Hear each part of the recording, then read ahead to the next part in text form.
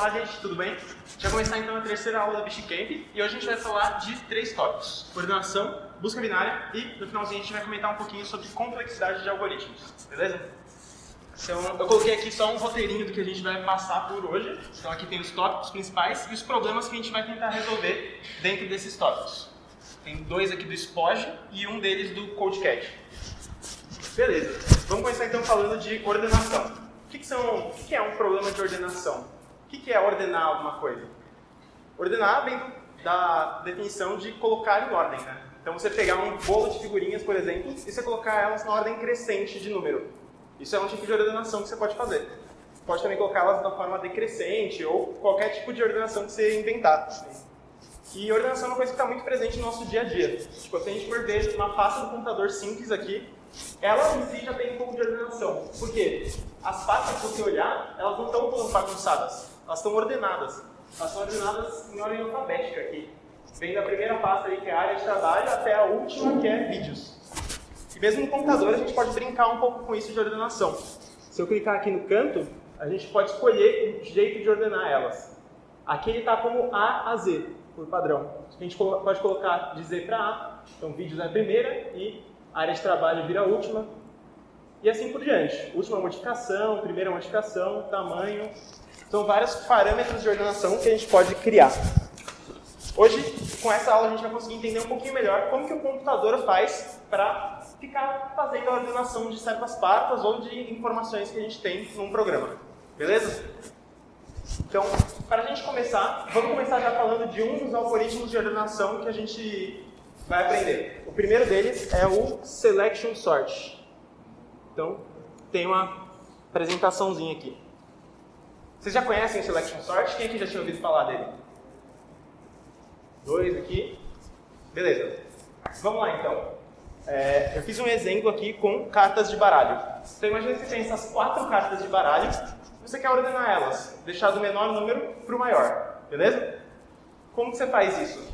Todo mundo tem um algoritmo de ordenação que faz com o baralho em casa, né? A gente vai colocando ou comparando duas a duas, ou pegando a menor, colocando no começo. Todo mundo tem algum tipo. O Selection Sort, ele é um algoritmo que ele vai fazer o seguinte. Ele vai passar, olhar por todas as cartas no começo, escolher a menor delas, no caso aqui é o 3, e colocar ela na frente do baralho. Beleza? Depois que ele colocou o 3 na frente do baralho, ele vai fazer isso para as outras cartas. Agora ele vai escolher a segunda menor carta e colocar na segunda posição. Beleza? Então vamos ver como é que o algoritmo faria a ordenação dessas cartas aqui. Então ele começa olhando para a primeira carta, como que o computador faria isso, né? E ele marca que a carta 9 é a menor carta que ele viu até agora. Ele está querendo achar a menor carta de todas, tá? Então ele vai olhando uma a uma. Então, ele vai para a segunda carta e vê que o 3 é menor que a carta que ele tinha armazenado até agora, né? Menor que o 9. Então, o que ele faz? Ele guarda o 3. Beleza? E faz a mesma coisa em sequência. Olha para o 10 não é menor que o 3, então só vai para a próxima carta. Olha para o 6 agora, e o 6 também não é menor que o 3. Então ele terminou de olhar todas as cartas que você tinha na mão aí, né? O que ele vai fazer agora? Qual que é o próximo passo? Se eu quero deixar esse baralho ordenado da menor para maior, eu preciso pegar a menor, que eu já sei qual é, e colocar no começo. Então é isso que ele vai fazer. Ele troca as cartas 3 e 9 de posição desse baralho. Beleza?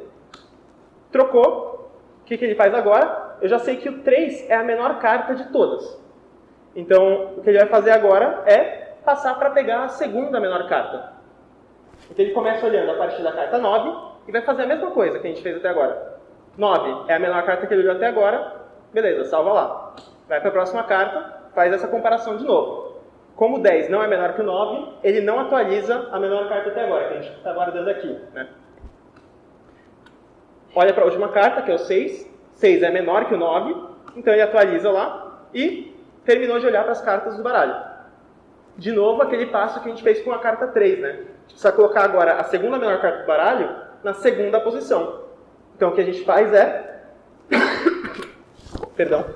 A gente inverte as posições da carta 6 e da carta 9. Beleza?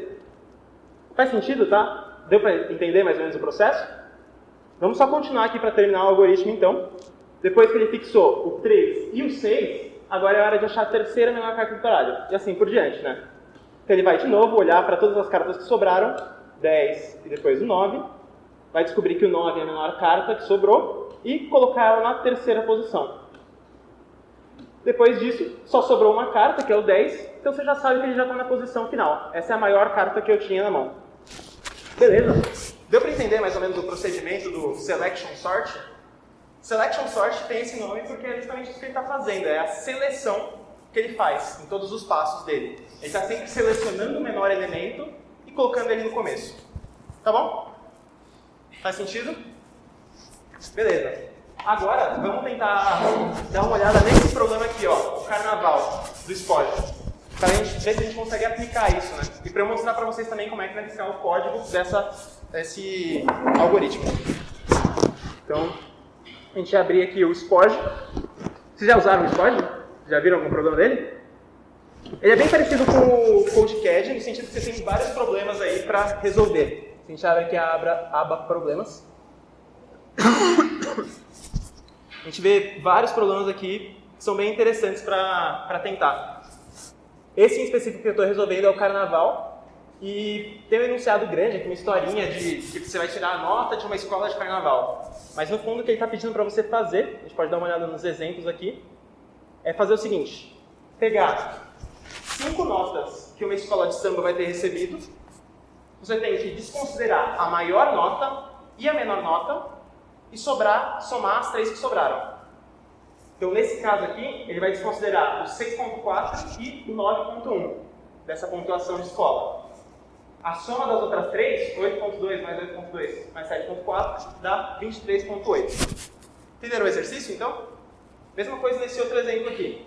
Aqui ele tem que desconsiderar a maior e menor, que é no caso 10 a maior e 5 a menor. Então sobra 10 mais 5 mais 10, que dá 25. Tá bom? Vamos implementar esse exercício. Como é que vocês acham que a gente pode resolver ele usando o Selection Sort, que a gente acabou de ver? Perfeito. O que o problema está pedindo para a gente descobrir aqui é achar o menor e maior elemento. Se a gente tiver ordenado essa sequência de notas, a gente sabe que o menor deles vai ser o primeiro e o maior o último. Tá? Então é isso que a gente vai fazer. A gente vai ler essa sequência de notas, ordenar e fazer a soma desconsiderando o primeiro e o último elemento. Então, vamos implementar isso aqui. Vim carnaval, CPP. Tá. Fazer só a inclusão das bibliotecas que a gente precisa colocar.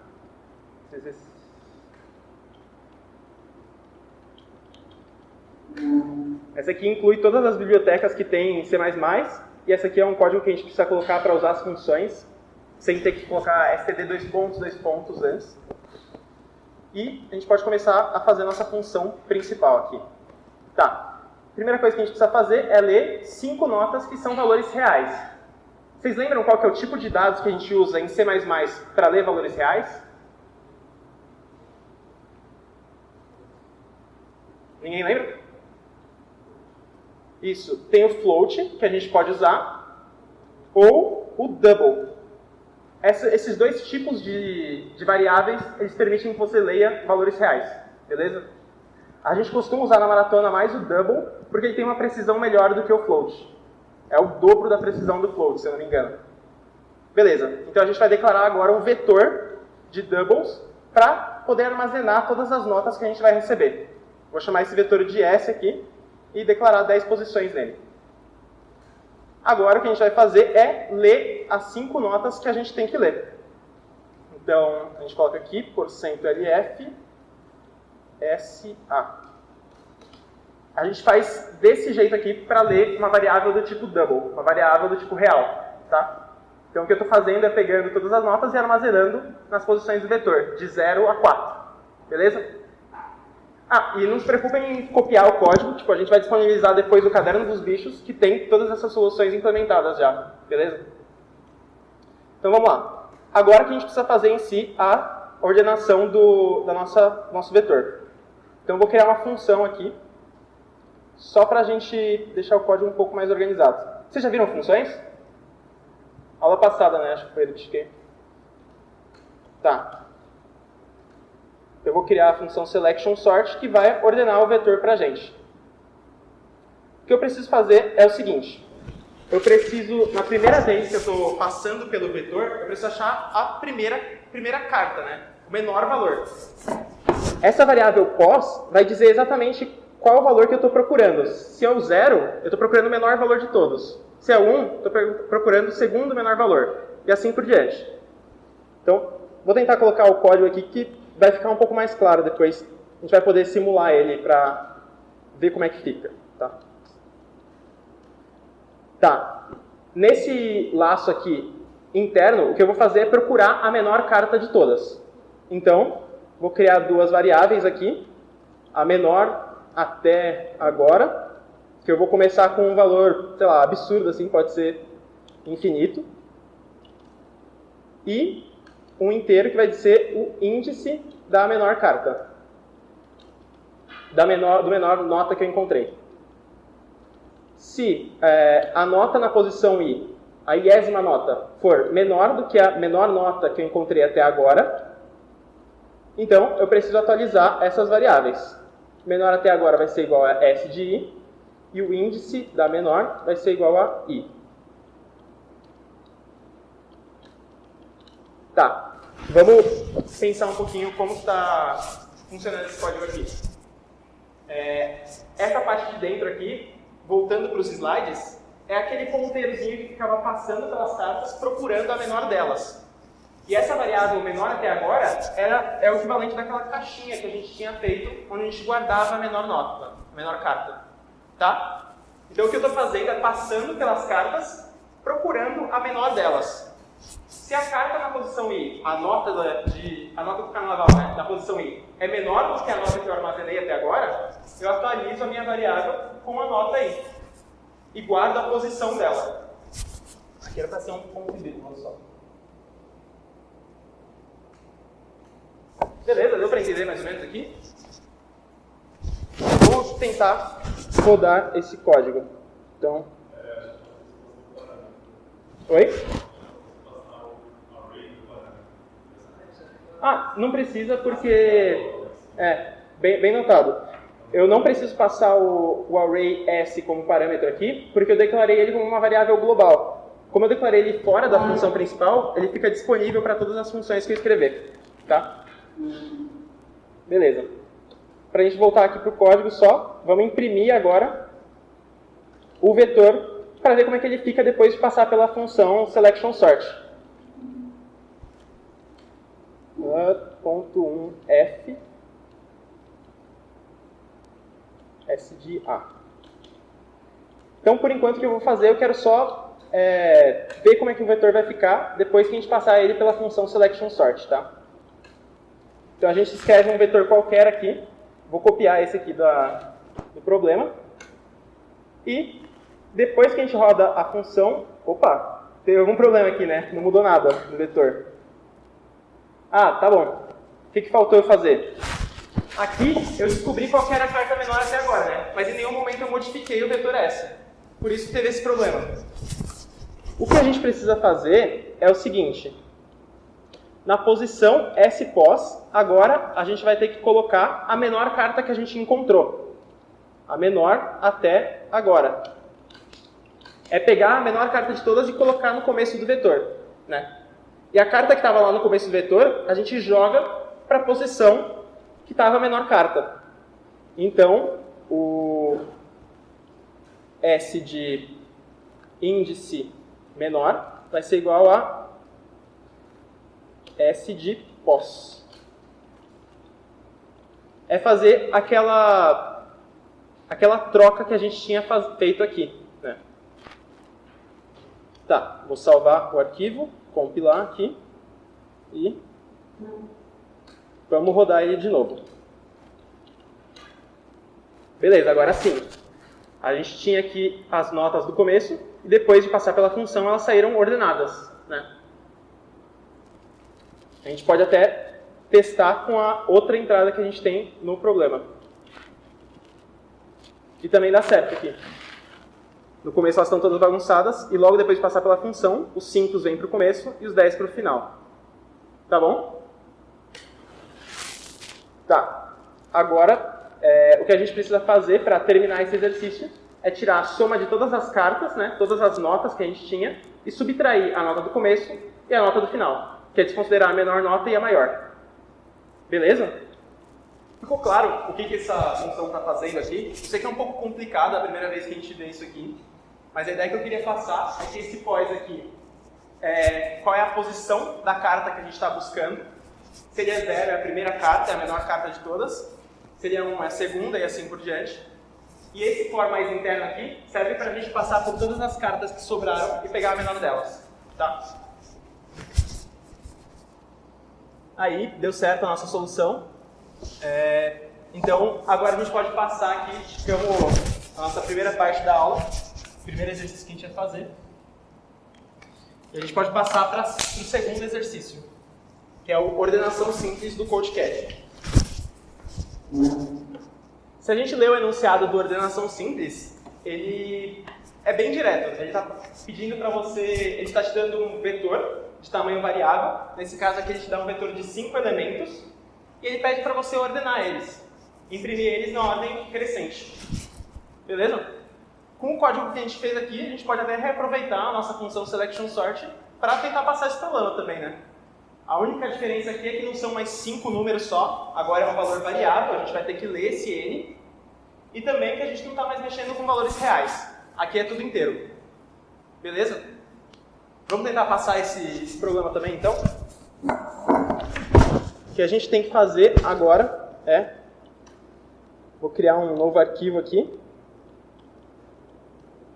E vou até copiar o que a gente tinha antes, os códigos que a gente escreveu. Então, nosso código está aqui. Agora, então, o nosso vetor não vai ser mais double, né? Vai ter que ser de inteiros. Então, aqui é int. E o tamanho dele não é mais 10, né? O tamanho dele pode ir até 10 à quinta, segundo a restrição do programa aqui. O que a gente faz, então, é colocar 10 à quinta, ou um pouquinho a mais. Uma coisa que eu gosto sempre de fazer é colocar desse jeito, em vez de colocar 10 à quinta, colocar 1 e aí contando até a potência que eu quero. 1, 2, 3, 4, 5 é um número maior que 10 à quinta. Beleza? Só para não se perder colocando um monte de zeros ali no meio. Tá bom. Vamos ver o que mais que a gente precisa alterar. Nesse caso aqui, o menor até agora está como um double também, né? Como no programa a gente está falando de inteiros, isso aqui também vai virar inteiro. Isso aqui também agora. E uma coisa que a gente pode fazer, em vez de colocar um número bem grande assim, e rezar para dar certo, né? Tem um jeito da gente colocar em C++ infinito, que é a gente colocar int underline max, que é o maior valor que um inteiro aguenta segurar no C++. Beleza? Então vamos deixar isso só por segurança aqui. O que mais que a gente precisa alterar no código? Nossa, fica horrível isso aqui. Bom, agora como a gente está lendo um vetor de inteiros, isso aqui em vez de LF vai virar só %D. E a gente não vai mais fazer a soma dos elementos, né? A gente vai imprimir eles. Então, vou só colocar isso aqui, por enquanto. Está faltando mais uma coisa, né, que a gente precisa fazer. A gente tem um número variável de elementos que a gente precisa ler. Não são 5, né, que nem a gente fez nesse for aqui.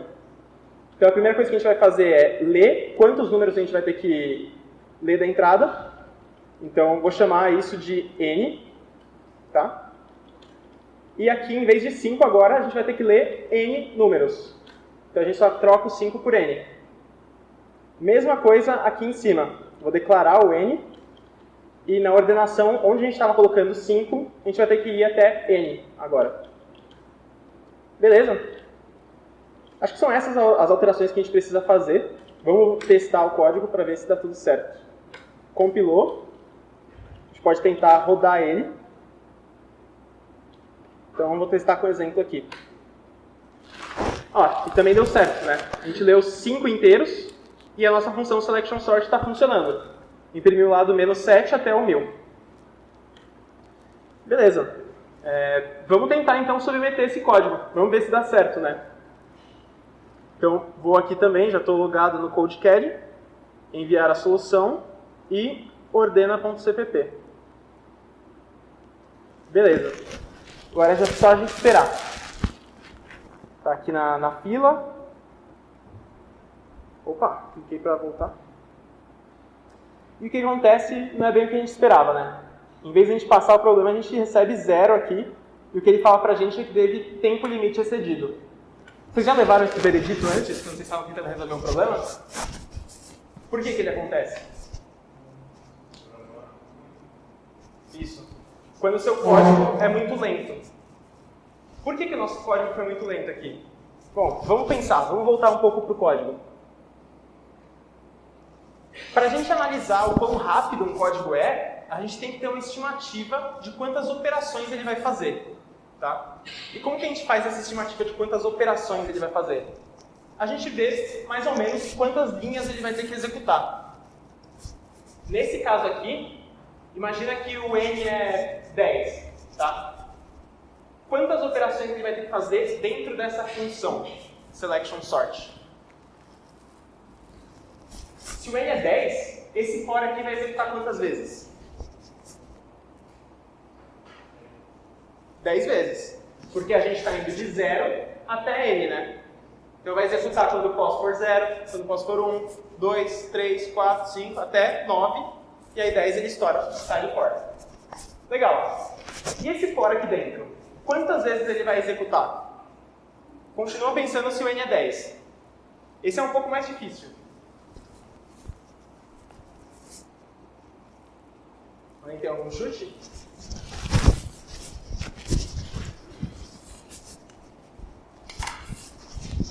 Vamos lá. Vamos pensar, esquece o que está no meio do código aqui, essas variáveis aqui e essas comparações. Vamos pensar só nos laços de repetição, beleza? Então, o que a gente vai ter é um laço de repetição. Aqui é o do pos, né? Indo de 0 até 10. E dentro desse laço de repetição a gente vai ter um outro laço, né? Que é aquele do i. E esse laço do i, ele vai de pos até n, que no caso que a gente está fazendo nesse exemplo aqui é 10. Beleza? E tem algumas coisas aqui no meio desses fors, mas a gente não liga muito para isso. Quantas vezes essa linha aqui vai ter que ser executada nesse programa? Vocês já me disseram que esse aqui vai rodar 10 vezes, esse for, né? E esse aqui, quantas vezes ele vai rodar? Sem uma boa estimativa. Como que você chegou nisso?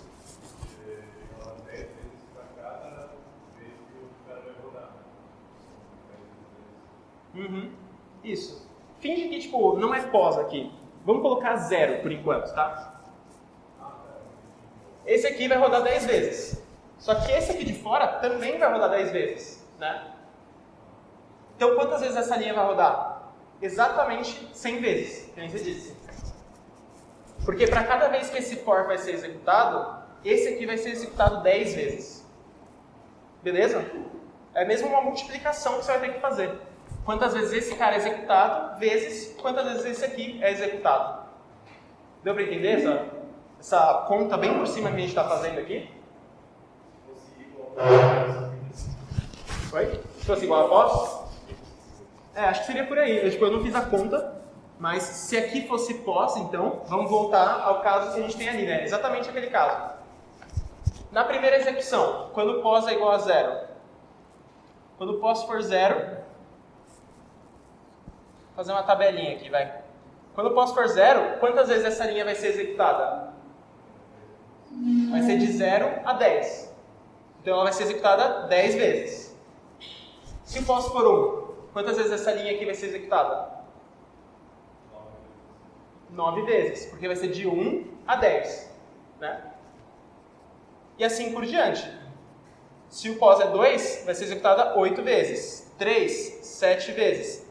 E vai seguindo desse jeito. Se a gente somar todos esses caras aqui, vai ser 10, mais 9, mais 8, mais 7, até 1. Né? E essa soma aqui é aquela soma de PA, que a gente pode fazer como 10, que é tipo A1 mais AN, sobre o número de... não lembro bem o que era. Vezes o número de elementos, né, sobre 2. Como a gente tem 10 elementos aqui, fica 10 mais 1 vezes 10 sobre 2. Tá? Beleza, a gente fez esse exemplo aqui, assumindo que o N era 10. Agora, finge que eu não te falei o valor de N. Eu quero que você me diga quanto vai ser o número de operações total para um N qualquer. Vocês conseguem fazer essa conta?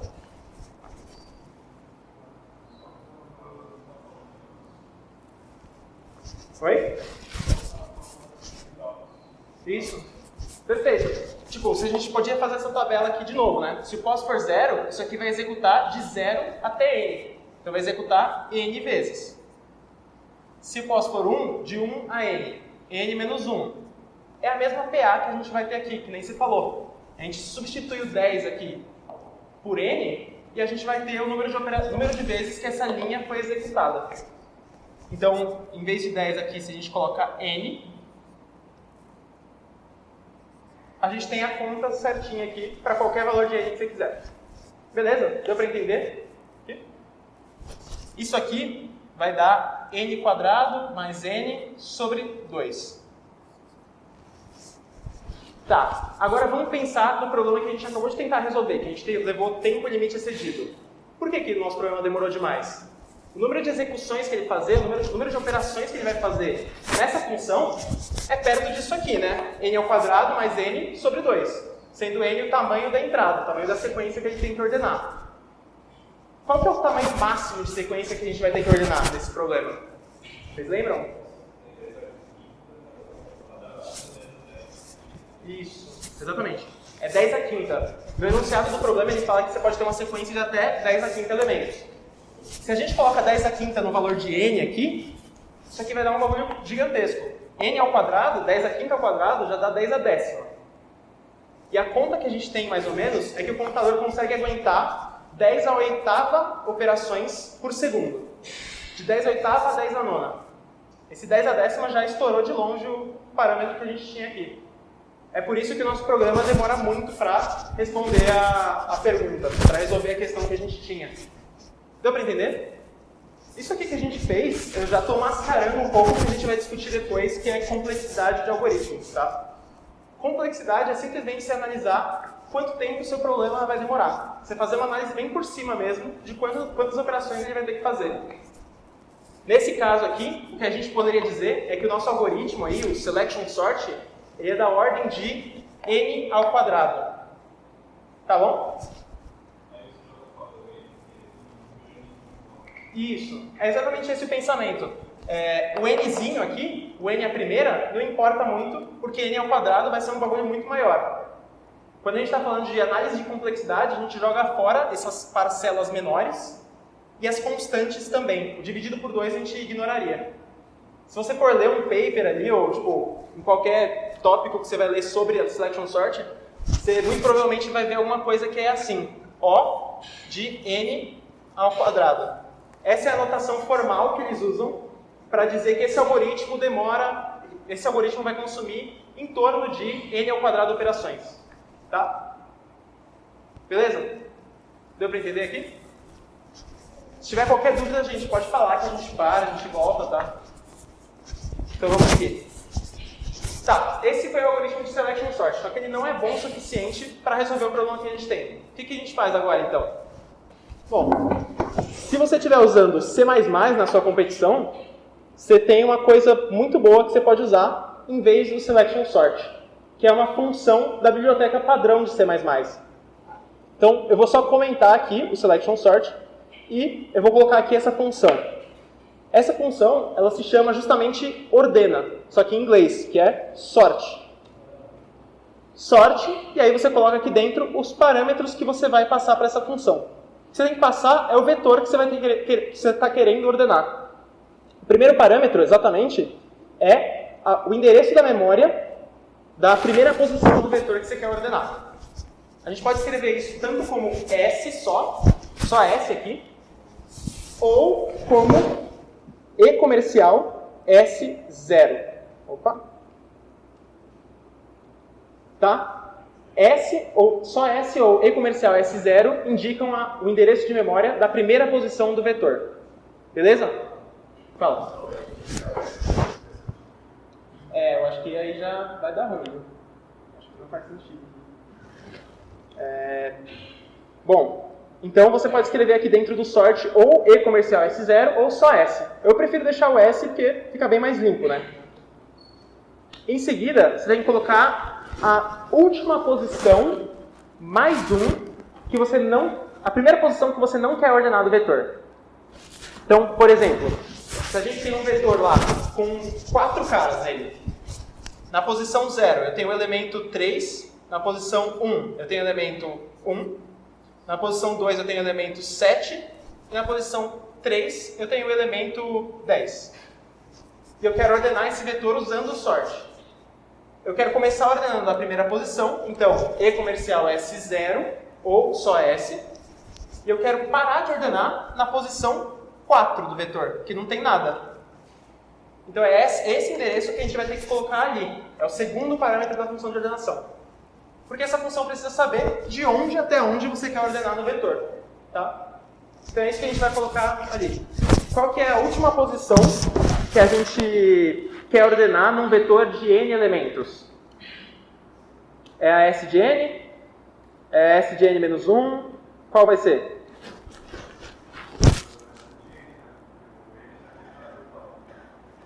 Isso, mas a última posição que eu quero ordenar é a S de n menos 1, que é a posição que vai ter um elemento para ordenar ainda, né?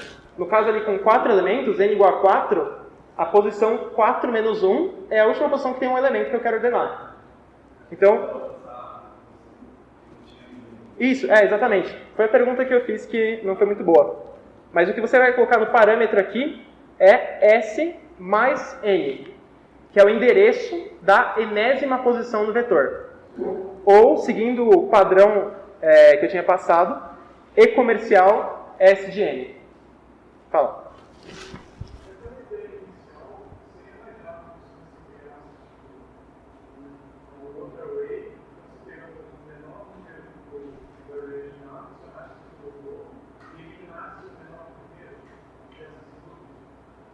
Mas como assim, eliminar o primeiro? Como se fosse uma lista mesmo, aí você apaga ele do meio lá. Entendi. Eu acredito que ainda não, porque no pior dos casos, você ia ter que... Imagina que o seu vetor está assim. Ele está em ordem decrescente, tá? Então você tem lá, tipo, 10 elementos.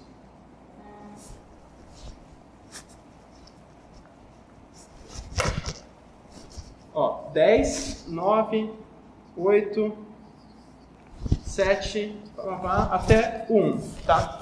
E você quer ordenar esse vetor em ordem crescente.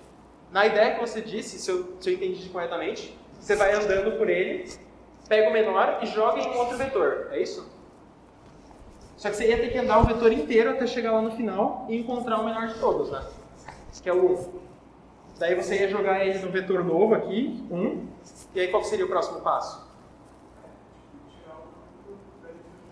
Tá, então você ia apagar eles aqui. O último cara agora ia ser o 2, né? E aí agora você teria que passar de novo aqui, né? Então, vê que é a mesma soma que a gente tinha aqui. Na primeira passada, eu passo por 10 elementos. Na segunda, por 9, e assim por diante. O sort, muito legal a pergunta, ele, em vez de funcionar em O de n ao quadrado, eu apaguei aqui, né? Em vez de funcionar em O de n ao quadrado, então em vez de fazer da ordem de n ao quadrado operações, ele vai fazer O de n log n operações. É o log na base 2 esse aqui. Então, n log n. Se a gente colocar aqui o n, o 10 à quinta que a gente tinha falado, essa conta dá bem menor. Fica 10 à quinta vezes log de 10 à quinta. Isso aqui dá aproximadamente, acho que uns 15, não sei. Mas tipo, no máximo dá uns 15. Isso aqui é menor ou igual a 15 vezes 10 à quinta. Então, Tipo, dá 1,510 a sexta, que está dentro do que a gente tinha falado lá. 10 oitavas operações por um segundo. Tá? Por dentro, como que esse algoritmo funciona? O sort do C++ ele vai ser uma mistura de alguns algoritmos eficientes de ordenação. Alguns deles, que é legal vocês darem uma pesquisada depois, é o heap sort. Vocês vão estudar ainda no curso o que são os heaps. E existe um algoritmo de ordenação que chama heap sort, que roda em n log n. Outro, bem famoso, é o merge sort. E um último que é bem legal também é o quick sort. Esses são os três mais falados aí que rodam em tempo od n log n, que é o mais rápido que você consegue para ordenar um vetor. Beleza? A gente não vai falar sobre eles hoje, provavelmente vai ter uma aula mais pra frente sobre cada um deles aí. Mas é bem legal, se vocês se interessarem por essa área, vocês podem dar uma pesquisada nesses nomes aí. Beleza? Tá, vamos lá. Então, só pra gente passar esse problema aqui então. Primeiro parâmetro, endereço da primeira posição que eu quero ordenar. Segundo parâmetro, endereço da primeira posição que eu não quero ordenar, S mais N. E fechou. Beleza? Vamos rodar isso aqui. Começando a compilar. Compilou tranquilo. E agora para a gente rodar, acho que tem um exemplo aqui ainda. Também está rodando normal. Está funcionando a entrada que a gente tinha. Só para a gente não perder mais tempo, vou submeter já, porque isso aqui vai ficar um tempo pensando, né? Beleza, já submeti. E a gente pode conversar um pouquinho mais, enquanto ele está pensando aí, sobre a função sort. A função sort ela tem um terceiro parâmetro que é opcional, que eu não coloquei aqui. Eu poderia colocar esse terceiro parâmetro, e o que ele significa? O terceiro parâmetro da função sort é uma função. É estranho isso, né? Mas vamos ver. Digamos que eu quero ordenar essa sequência, em vez de ir em ordem crescente, na ordem decrescente. Como que eu faço? Essa função, do jeito que a gente colocou aqui, ela está ordenando S em formato crescente, né? Ó, passou o exercício aqui que a gente tinha. Tá, se a gente só joga o sort desse jeito que ele está escrito, ele ordena o vetor S em ordem crescente. Mas e se eu quiser ordenar em ordem decrescente, como é que eu faço? Aí que entra o terceiro parâmetro da função sort. O que a gente vai ter que fazer é criar uma função de comparação. Como que a gente escreve uma função de comparação? É uma função de C++ normal, que recebe dois parâmetros e é do tipo booleano. Vocês já viram booleanos? O tipo booleano de C++ se escreve como bool, e basicamente significa que é uma variável que tem valor positivo ou negativo, que é verdadeiro ou falso, né? Então, bool, vou chamar a função de comparação de CMP, e, como eu disse, ela tem que receber dois parâmetros. Então, vou colocar aqui int A e int B. Tá? E o que a gente vai ter que retornar é a comparação que a gente quer que o algoritmo do sort faça. No caso, quando eu quero que ele ordene o vetor na forma decrescente, o que eu tenho que retornar é só isso aqui. A maior que B. Essa simples colocação aqui vai ser verdadeira quando vai retornar verdadeiro quando A é maior que B e falso quando B é maior que A. Você só colocando isso aqui, a função de comparação que você quer que se mantenha no vetor, ele já consegue ordenar do jeito que você quiser. E aqui você pode colocar as coisas mais malucas. Depois vocês vão ver alguns exemplos de como modificar essa função de comparação para deixá-la do jeitinho que vocês quiserem. Vamos só testar, rodar isso aqui com a entrada que a gente tinha para mostrar que está funcionando. Então, se a gente rodar agora, o que eu espero que aconteça é que vá imprimir esse mesmo vetor, começando do 1000 até o menos 7. Não deu certo. O que eu fiz de errado aqui? Vamos ver. O que faltou foi eu colocar o terceiro parâmetro aqui, né? A gente escreveu a função de comparação, mas eu não passei ela para o sort. Então, é só escrever CMP aqui, nome da função que você criou, e vamos tentar de novo. Tá um pouco difícil de ver, né? Tá bem no finalzinho aqui. Vou tentar colocar de novo aqui. Beleza, agora deu certo, né? Foi do 1000 para o menos 7. Então esse é um jeito de se ordenar de formato decrescente. A minha intenção não é entrar muito a fundo nessas funções de comparação, mas sim só apresentar para vocês que elas existem e é bem legal vocês darem uma pesquisada nelas para entender outros jeitos de ordenação. Vão ter alguns exercícios na lista que, se vocês usarem isso aqui, facilita bastante o problema, tá? Beleza? Então é isso aí. Agora que a gente terminou o assunto ordenação, vamos começar a falar de busca binária. Então, a gente passou o segundo problema aqui que a gente tinha. Tá. Então vamos lá. Busca binária. Como que funciona isso aí? Imagina que você tem a lista de presença da aula. Na lista de presença, os nomes vêm todos bagunçados ou eles vêm ordenados também? Eles sempre vêm em ordem alfabética, né? E como vocês fazem para achar o seu nome no meio da lista de presença de 10 páginas? Vocês começam lá, Ana Lívia, Carolina, e vão tipo, do começo da lista até o seu nome? Pô, eu me chamo Gabriel, né? Ia demorar uma eternidade para chegar até o meio da lista aí. Ninguém faz isso. Ninguém começa bem no começo da lista e vai lendo todos. O que a gente faz é jogar lá no meio, em um ponto qualquer, ver o nome que está lá, e aí a gente sabe se a gente tem que olhar antes ou depois da lista. Então, se eu me chamo Gabriel, eu olho lá no meio da lista e tem Heitor, eu sei que Gabriel está antes de Heitor. Então não tem por que eu olhar para as páginas que seguem da lista, né? Eu volto um pouco na lista para procurar o meu nome. Essa é a ideia do que a gente vai fazer na busca binária. O problema que a busca binária resolve é achar um elemento no meio de uma lista. Seja achar o seu nome no meio de uma lista de presença, ou achar um número no meio de uma lista que esteja em ordem crescente. Beleza? Só para ilustrar um pouquinho melhor isso, eu coloquei aqui o exemplo da lista de contatos. Então, você tem vários contatos e você quer achar um contato específico, o Eric, por exemplo, e você não vai fazer que nem a gente falou da lista de presença, né? Você não começa do primeiro e vai buscando até encontrar o Eric. Quando eu falo para você procurar o Eric, seu olho mesmo já bate em um certo lugar dessa lista aí. Se eu falo para você procurar a Zânia, por exemplo, ninguém vai olhar para o começo e vai até o final, né? Vocês já vão direto para o final da lista. É basicamente essa a intuição que eu queria passar. Só mais alguns exemplos aqui de como o computador faria, né? O jeito mais simples de procurar alguém no meio de uma lista é você ir do começo até o final e até você descobrir que o Heitor, por exemplo, não está nessa lista. E o último exemplo aqui é procurar a Yasmin, por exemplo. Todo mundo já viu que ela está lá no final. Mas o computador ele vai um por um até encontrar ela.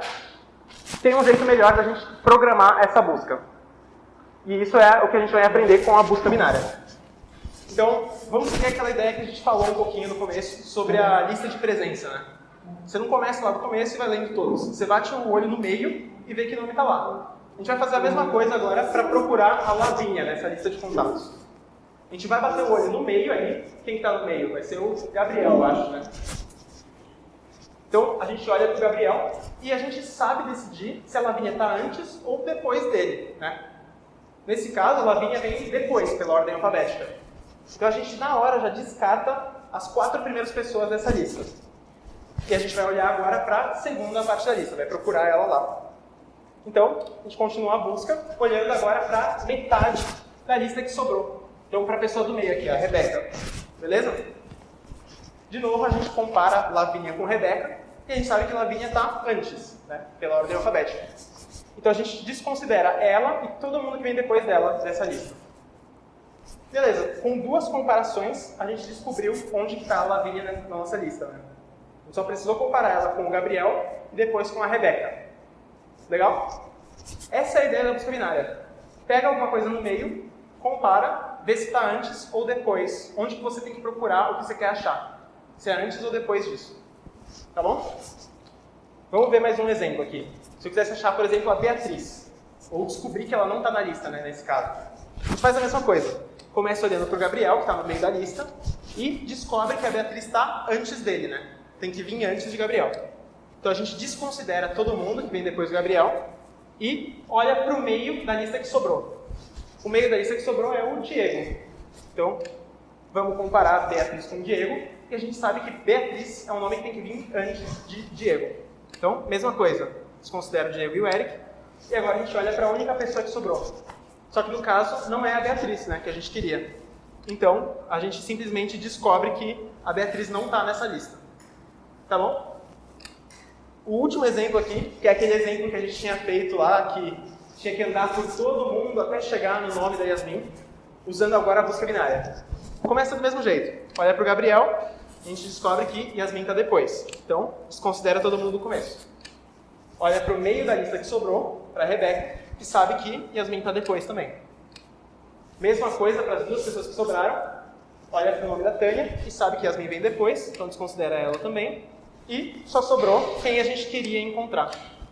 Nesse caso aqui, a gente fez 3 comparações, em vez de olhar a lista inteira, né? Olhar para os 8 contatos que a gente tinha.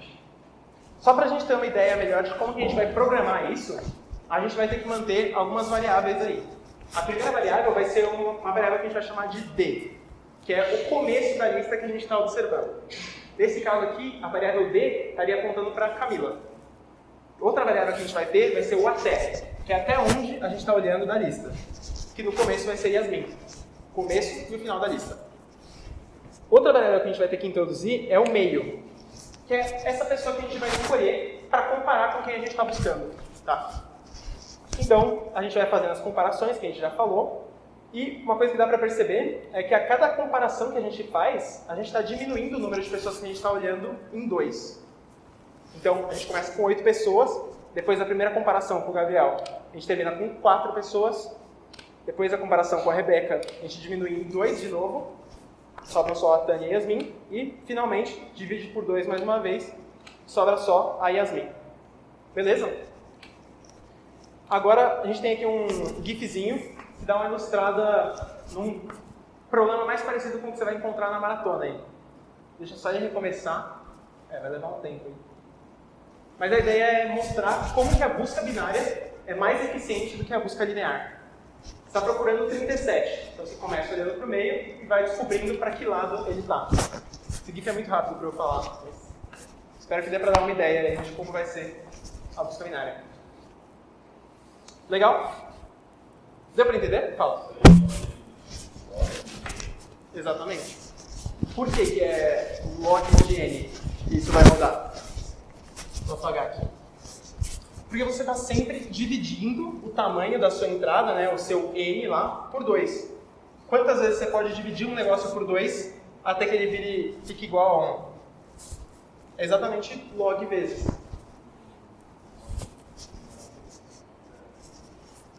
Log na base 2. Então, se a gente tinha 8 pessoas no começo, depois da primeira comparação, sobraram 4. Está sempre dividindo por 2, né? Daí sobraram 2, sobrou 1 no final. Quantas comparações a gente fez aqui? 3. Que é igual ao log na base 2 de 8. E assim por diante. Se a gente tivesse 16 pessoas, seria a mesma coisa. Na primeira comparação, a gente ignora 8 delas, sobram 8 lá, e vai sempre dividindo por 2. É a mesma coisa que a gente viu aqui, né? 4, 2, 1. Então aqui a gente fez 1, 2, 3, 4 comparações, que é log 16 na base 2. Beleza? Então, fazer uma busca binária, a gente diz que a complexidade disso, né, o número de operações que a gente vai ter que fazer, é da ordem de log de n. Sendo n o número de pessoas que a gente tem numa lista de contatos ou o número de elementos num vetor que a gente tem que buscar. Nesse caso aí, você tem 16 elementos. E ali em cima tem um contador de steps, né? Número de operações que você tem que fazer. Pode ver que aqui ele deu 3, que é um pouquinho abaixo aí, mas também está valendo. Beleza, então? A gente diz que a busca binária roda em O de log n, para ser mais formal. E a busca linear, no pior dos casos, você vai ter que passar por todos os elementos, né? No pior dos casos, a pessoa que está buscando está bem no final da lista. Então, o que a gente diz é que a busca linear tem complexidade de O de n. Tá bom? Num vetor de 1000 caras, no pior dos casos, a pessoa que está procurando é a milésima. Então, você vai ter que passar pelas 1000 pessoas. Beleza. Alguma dúvida aí? Vamos então ver o problema que a gente vai ter que resolver, que é o binary search, que também é bem direto. ele te dá uma sequência de n elementos. Aqui ele fala que tem 5 elementos nessa sequência. 2, 4, 7, 7 e 9. Ele diz também que essa sequência já está ordenada, então ela está em ordem crescente. E ele vai dar algumas perguntas. Nesse caso aqui são 4 perguntas que ele vai fazer. Só dar um zoom. 4 perguntas. A pergunta é do tipo, ele te dá um número e ele quer saber qual que é a posição, a primeira posição em que esse número aparece no vetor. Ou menos 1, para você imprimir menos 1 se ele não aparece no vetor em questão. Então, por exemplo, 7. Qual que é a primeira posição em que ele aparece nesse vetor? Essa aqui, né? É a posição 0, 1, 2. Então, na resposta, você vai ver 2. Segunda pergunta que a gente faz. Qual que é a posição do elemento 10 nesse vetor? Só que o 10 não está no vetor.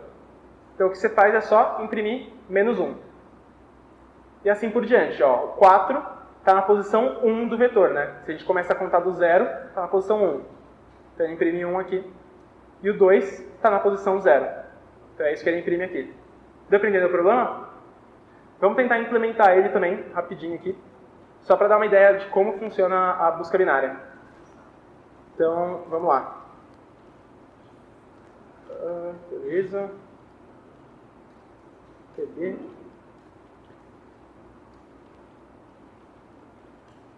Tá. A gente começa de novo incluindo, né, tudo que precisa. Opa.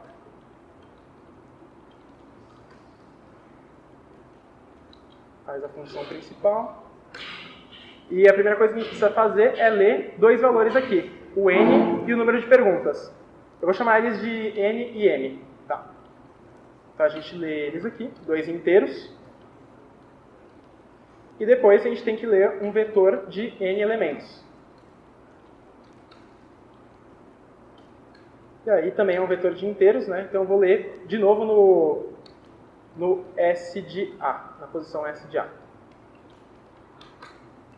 Tá. Depois disso, a gente precisa ler as perguntas. A gente vai ter M perguntas, então a gente vai lendo elas aqui. Vou chamar o valor de pergunta que ele está fazendo de val. Beleza? E agora como é que a gente encontra a posição de val nesse vetor? A gente vai ter que fazer aqui a busca binária. Oi? Não entendi. Ah, boa. Eu não declarei o vetor que a gente está usando aqui, né? Então, vou declarar ele aqui fora, sei lá. Quantos elementos que a gente vai ter no máximo? 10 à quinta. Então, 1, 2, 3, 4, 5.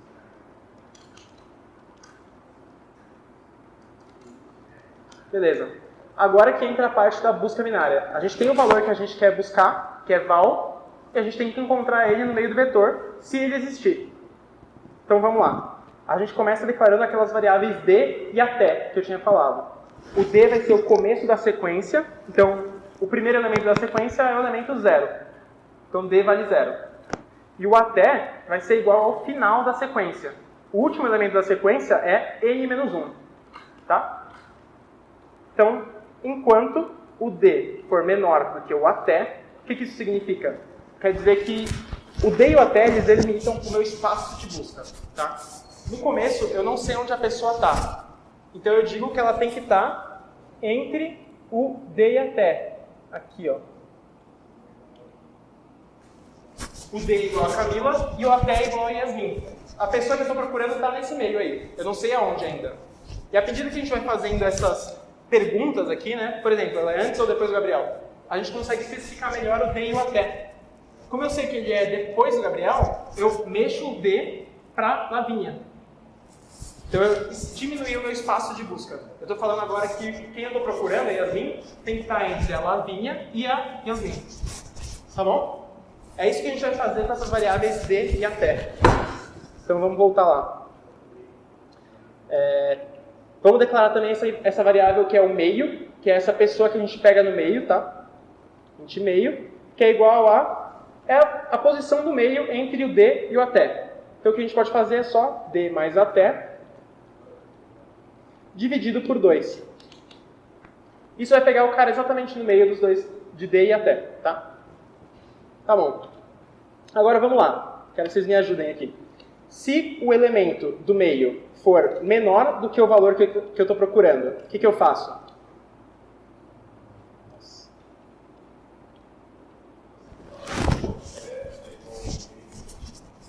Vamos lá, vamos fazer na lousa aqui, né?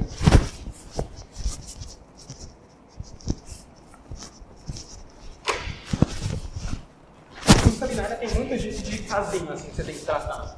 Então, vamos resolver o exemplo que a gente tinha, por exemplo. Sei lá, vou inventar um outro aqui. A gente tem esses elementos no nosso vetor, tá? No começo, o D é igual a esse aqui, e o até está apontando para esse cara aqui. E qual que é o cara do meio que a gente vai pegar? O 3 aqui. Beleza? O valor que eu estou procurando, digamos que é 6. Tá? É o val. Se o elemento do meio, né, o S de meio, é menor do que o valor que eu estou buscando, para onde que eu tenho que olhar?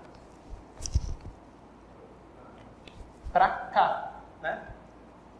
Então eu desconsidero esses caras aqui. Beleza? Vocês concordam? O que é desconsiderar esses caras aqui? É a gente pegar o D, que estava apontando para cá, e diminuir o nosso espaço de busca. Em vez de a gente buscar em todos esses caras aqui, agora a gente está buscando só nesses dois últimos. Então o que a gente fala é que o D agora vai ser igual a esse cara aqui. Beleza? Apaga ele daqui, coloca para cá. No programa, como que a gente escreve isso? A gente só fala que D é igual a meio mais 1. É a próxima posição aqui. Faz sentido? Então vamos escrever isso. D é igual a meio mais 1. Tá. Quais outros casos que a gente vai ter? Se o S de meio for maior do que o valor, o que a gente tem que fazer então? Então, mesma coisa aqui. 1, 2 e 3. E finge agora que o valor que eu estou buscando é 1. Tá? O D está apontando para o 1 e o meio para o 3. O valor do meio é maior do que o valor que eu estou buscando. Para onde que eu tenho que olhar? Para a esquerda ou para a direita, então?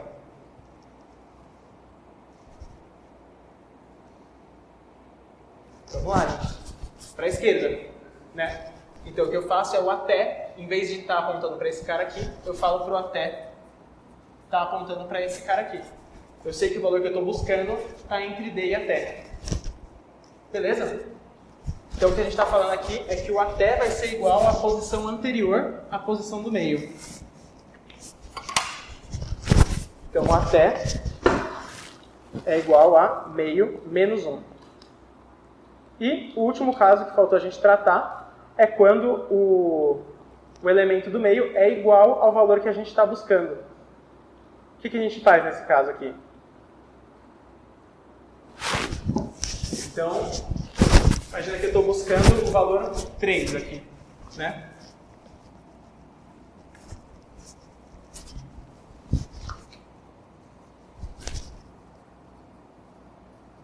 Vou até mudar um pouquinho a sequência.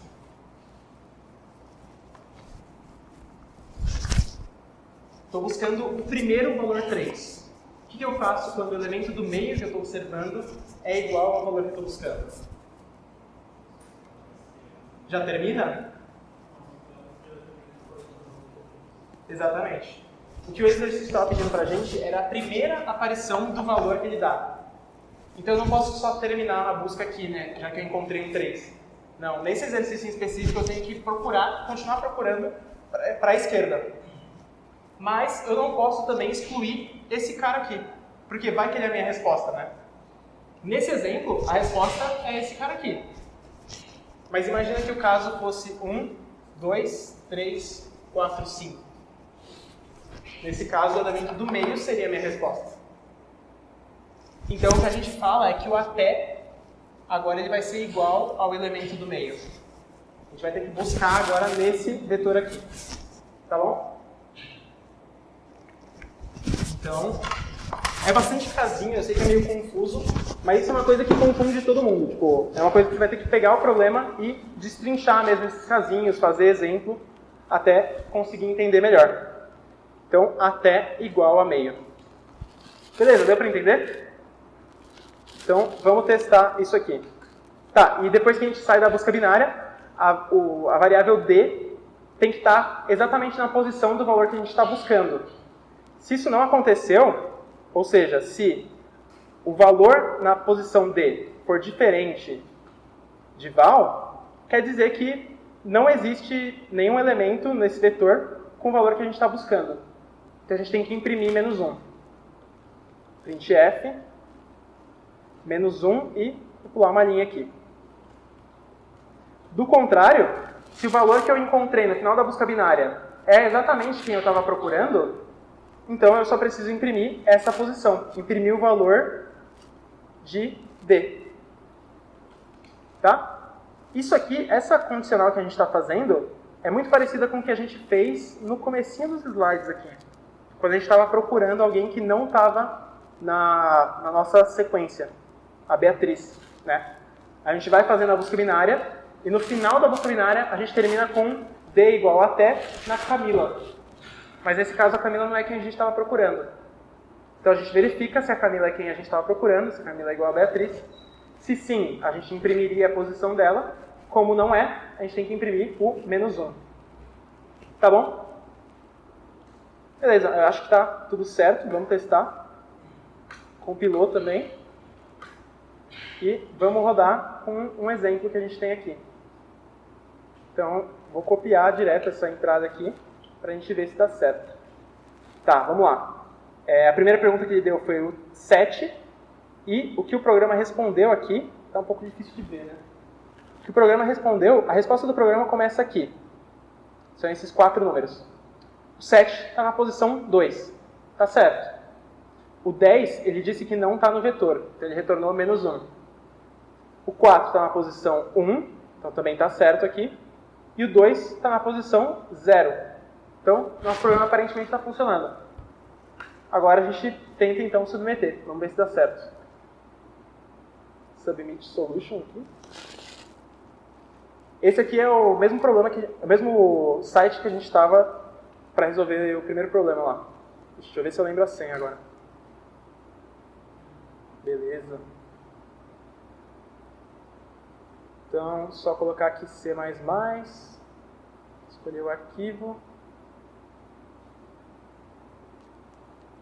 e vamos lá.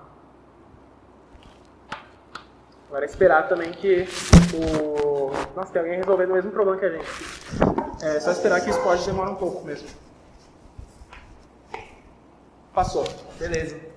Conseguimos resolver o problema então. Alguma dúvida então de busca binária? Beleza? Fechou? Com isso então a gente resolve o terceiro problema que a gente queria aqui. O Bsearch 2 do SPOD. E o que faltou é só a gente comentar um pouquinho mais de complexidade. Complexidade é uma coisa que a gente ficou falando nessa aula inteira aqui. Como vocês já falaram até, a busca binária ela tem tempo O de log n, porque isso é o número de operações que ela vai fazer, é uma medida do número de operações que ela faz. A primeira ordenação que a gente implementou, o selection sort, é O de n ao quadrado, porque vocês lembram a conta que a gente fez? Dava exatamente n ao quadrado mais n sobre 2. Mas quando a gente está falando de complexidade, a gente ignora as constantes na fórmula, então como se a gente pudesse mesmo apagar esse 2 aqui, e ignora os fatores menores. Por exemplo, aqui o n ao quadrado é muito maior, tem um crescimento muito maior do que n. Então, a gente pode fingir que o n não existe. Tá? E o que a gente escreve é só O de n ao quadrado. Beleza? Eu vou pegar só, eu anotei qual que era a definição formal desse O de alguma coisa que eu estou falando tanto aí. É o seguinte. Aí vem uma parte um pouco mais matemática da coisa.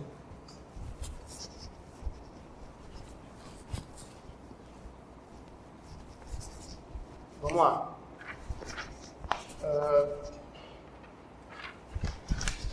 Tá. Você pode dizer que uma função de n aqui, é igual a um O de g de n se. Então, tá, vamos começar já traduzindo isso aqui para a vida real, né, que a gente estava fazendo. O f de n, nesse caso, é o número de operações que um programa vai fazer. É isso que a gente estava querendo medir. E a gente pode dizer que o número de operações que um programa vai fazer, que é uma coisa que depende de n, é igual a um O de alguma coisa, se, e agora eu vou colocar as condições para que isso seja verdade. Tá? Se para todo n maior ou igual a nzão, f de n menor ou igual a uma constante vezes g de n. Tá, vamos lá. Calma, tem que só colocar aqui antes. Sejam nzão e czinho constantes. Positivas, acho. Essa é a definição formal do que significa se falar que alguma coisa é O de outra coisa. Tá? Você dizer que uma função n é igual a O de g de n é igual você falar que existe aí uma constante nzão, uma constante czinho, tal que f de n é sempre menor ou igual a c de g de n. Isso para um n suficientemente grande, um n maior ou igual a nzão. É meio foda de entender isso aqui, né? Mas o que significa? No fundo, o que eu estou falando quando eu digo que o selection sort é O de n ao quadrado, o que eu estou dizendo, no fundo, é que o número de operações que ele faz é menor ou igual a uma constante aqui, vezes n quadrado. Tá? Isso é verdade, né? O número de operações que ele faz era n ao quadrado mais n sobre 2.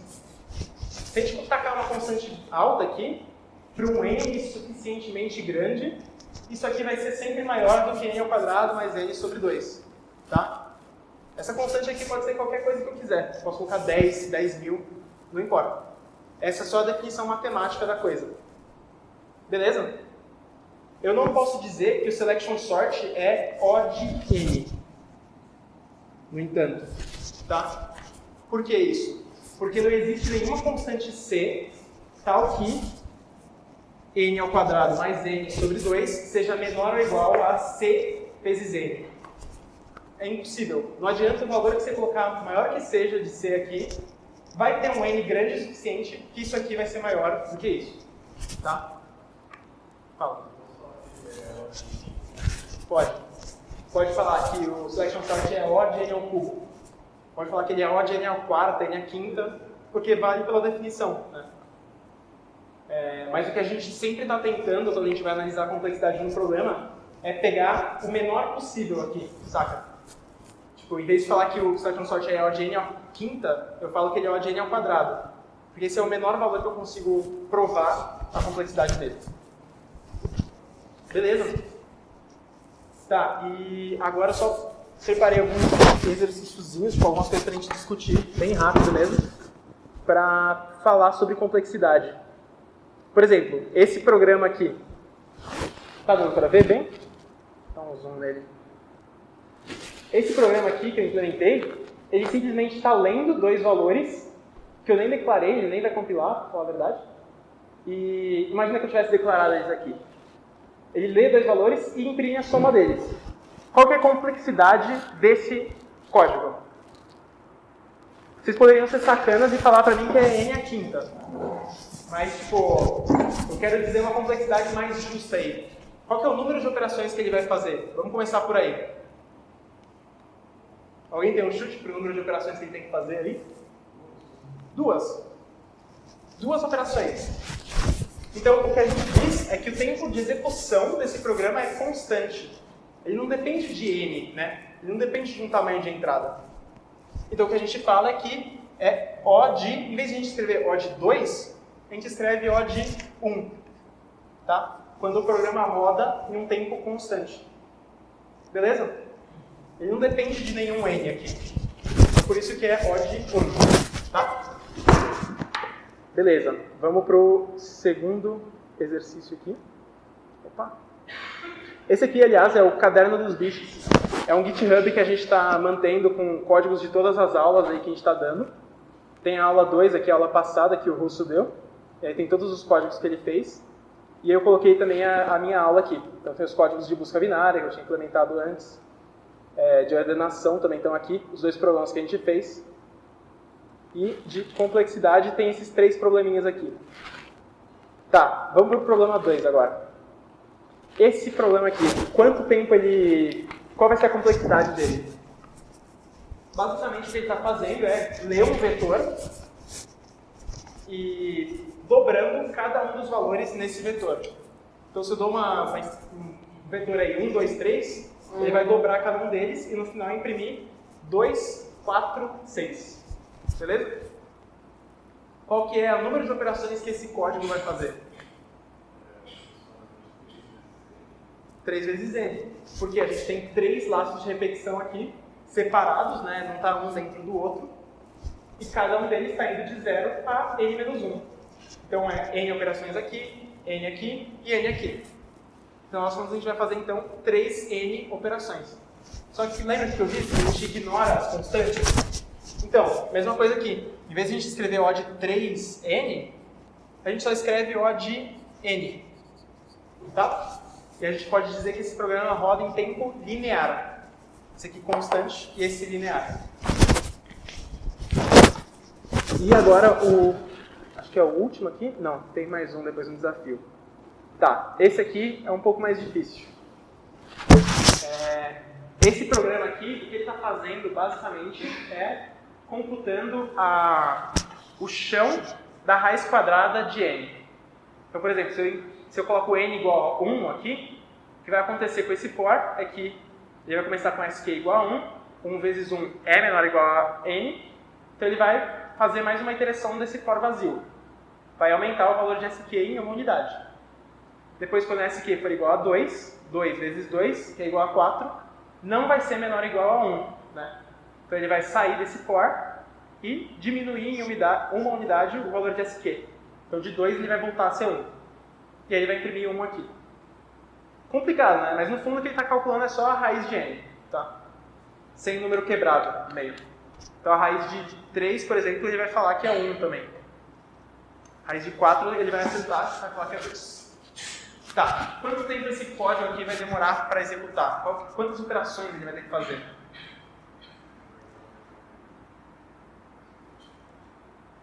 Se vocês quiserem, a gente pode até fazer quando a gente está analisando complexidade, é legal a gente fazer alguns exemplos para ter uma ideia de quantas operações esse cara vai ter que fazer. Se o n for igual a 49, por exemplo, quantas vezes esse for vai executar? 8 vezes. Porque vai executar quando sk é 1, quando é 2, 3, Basicamente está testando se sk é a raiz quadrada de n. Né? Aí ele passa 1, vai para o 8, 8 vezes 8, que é 64, não vai ser menor ou igual a 49, então ele vai sair do for, diminuir o sk e imprimir ele. Então beleza, para 49 ele vai executar 8 vezes esse for aqui. Para 100, quantas vezes ele vai executar? 11 vezes. É sempre raiz quadrada do número mais 1, né? Então, para um n qualquer, quantas vezes esse for vai ser executado? Raiz de n mais 1. E, de novo, né, quando a gente vai escrever a complexidade desse algoritmo, em vez de a gente escrever O de raiz de n mais 1, a gente só escreve O de raiz de n. Beleza? Esse era o último exemplo que eu tinha. Agora é só um desafio aqui, que é um programinha que eu botei várias coisas aí de propósito para vocês darem uma pensada qual vai ser a complexidade dele. Então o problema tem várias funções aqui e eu estou chamando todas elas na função principal. E aí o que eu quero que vocês me digam é, a gente pode começar função por função, dizendo qual que é a complexidade dela. Algumas aqui vocês já viram. Por exemplo, a raiz, que é essa primeira aqui, é exatamente a função que a gente acabou de ver. A gente já sabe que ela executa. Então vamos anotando no quadro aqui. Quantas operações esse código maluco aí vai fazer? A raiz ela vai fazer raiz de n mais 1 operações, né? Então se eu fosse escrever o Ozão desse programa, a complexidade dele, eu ia ter que levar em consideração raiz de n mais 1. Beleza? Essa é a primeira função que a gente está chamando. A segunda delas é multi2. Que é exatamente igual à primeira função que a gente viu lá, né? Você pega um vetor e multiplica todos os elementos desse vetor por 2. Tá? Qual que era a complexidade dele que a gente tinha falado? Né? Quantas operações ele vai fazer? São 2 fors indo de 0 a n. Então são 2n operações, pode ser? Coloca aqui, mais 2n. Terceira função. Terceira função é o selection sort. Vocês lembram quantas operações a gente tinha falado que ele fazia? Bom, aqui eu estou indo só até 5, né? Mas finge que era n. N ao quadrado mais n sobre 2. É aquela conta que a gente fez lá, aquela conta chata, né? Beleza. E agora a última função, se eu não me engano aqui, que eu estou chamando. Bom, a gente está chamando sort aqui também. Qual que é a complexidade do sort que eu tinha dito? Vocês lembram? Isso. É o n log n na base 2 aqui, o log, né? E a última função que a gente não viu ainda é esse for 1 e 8. Está aqui em cima, né? Já dá para ver. Quantas operações esse for está fazendo? Se tudo deu certo, se eu contei certinho o número de zeros ali, tem 8 zeros. Então é para ser 10 a oitava. Então ele está fazendo 10 oitavas operações. Beleza? Vou escrever isso aqui também. Então a gente terminou a análise aí, o número de operações que cada um desses algoritmos vão fazer. Cada uma dessas funções. Vocês vão fazer ainda a análise dos algoritmos para quem está aqui no IME. E vocês vão ter que fazer isso aqui bastante. Tipo, nas questões que a Cris, pelo menos foi ela que deu aula para mim. Ela gostava muito de fazer isso. Contar o número de execuções de cada linha de código. E somar depois tudo no final. Beleza. Agora que a gente somou tudo, como que a gente condensa isso? Do jeito que a gente fez aqui, né? Raiz de n mais 1 era só raiz de n. Como que vai ficar a versão condensada nessa puta equação aqui? Quero ver os chutes aí. Quem que acha que é n quadrado? Quem acha que é 10 oitava? Que é n log n? Caralho. Vocês acham que tem que escrever tudo mesmo?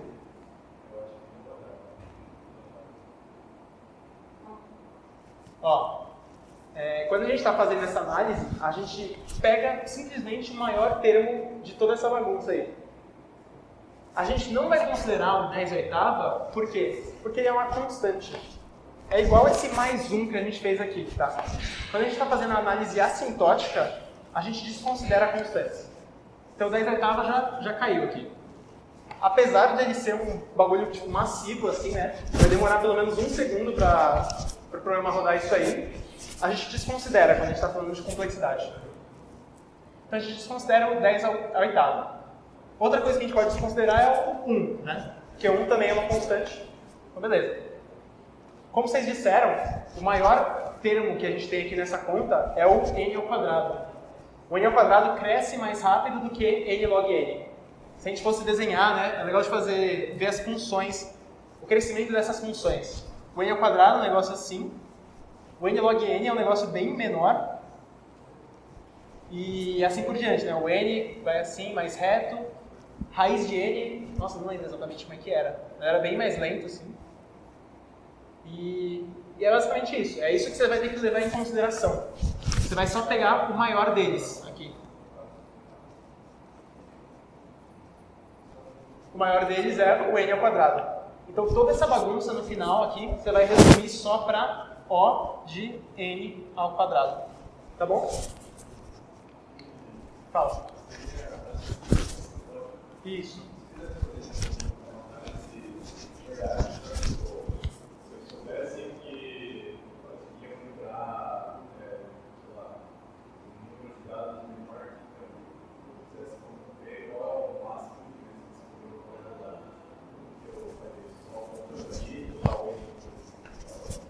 Mas, tipo, você saberia, então, o valor máximo do número de dados que entrar.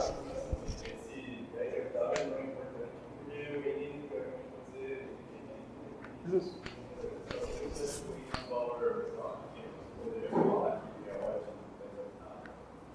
Então, não pela definição matemática da coisa.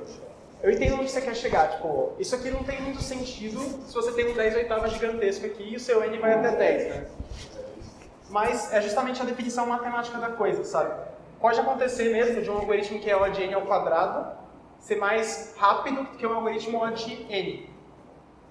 Porque você tem um algoritmo O de n ao quadrado, só que você está escondendo aqui 1 vezes 1 milhão, tá ligado? Tipo, 10 a 20, sei lá. Não, acho que eu falei o contrário, né? Foi mal. Isso aqui que eu quis dizer. Um n vezes 10 a 20 e um n ao quadrado só. Quando você fala de notação assintótica, você esconde isso aqui. Então a complexidade, no fundo, não é uma medida muito boa de quanto tempo seu programa vai demorar. Mas é uma análise que você faz bem rápido, assim, que dá uma ideia boa de quanto tempo ele vai custar e que você vai usar bastante na maratona. Tipo, geralmente você vai discutir problemas em termos de complexidade. Mas é claro que na vida real, se você sabe até onde vai o negócio, você pode fazer uma análise mais refinada de quantas operações ele vai ter que fazer. E isso é bem melhor do que só pegar a complexidade. Tá? Fala. Se a complexidade pode ter outra cara? Pode sim. Pode ter também uma coisa que aparece bastante, exponencial. Então pode acontecer, por exemplo, O de 2 elevado a n. É uma coisa que acontece, você vai fazer tipo Fibonacci recursivo, coisas assim. Podem aparecer outras letras aqui também. Então, à medida que seu problema vai ficando mais complexo, você tem mais variáveis aí, né? No caso ali que a gente tinha, por exemplo, no exercício a gente tinha o número de elementos numa sequência e o número de perguntas que ele ia te fazer. Isso poderiam ser duas variáveis na análise de complexidade. Você multiplica o número de perguntas lá que eu disse que era n pelo tempo de responder essas perguntas. No caso da busca binária, quanto tempo a gente levava para achar um número? Log de n, né? Então era n vezes log de n. Número de perguntas vezes o tempo para encontrar cada um dos números na sequência. Beleza? Você pode ir colocando quantas variáveis aí você quiser. Mais alguma coisa? Bom, é isso então, gente. Obrigado por terem vindo hoje. Qualquer dúvida que vocês tiverem, sintam-se livres para falar comigo, com o pessoal ali da gravação também. E estamos aí. Vai ter uma lista de exercício que a gente vai soltar no... A gente vai botar ali na lousa o link de novo da planilha dele. A gente vai colocar na descrição do vídeo também no YouTube. Para vocês treinarem um pouquinho mais esses assuntos aí. Beleza? É isso então, gente. Obrigado.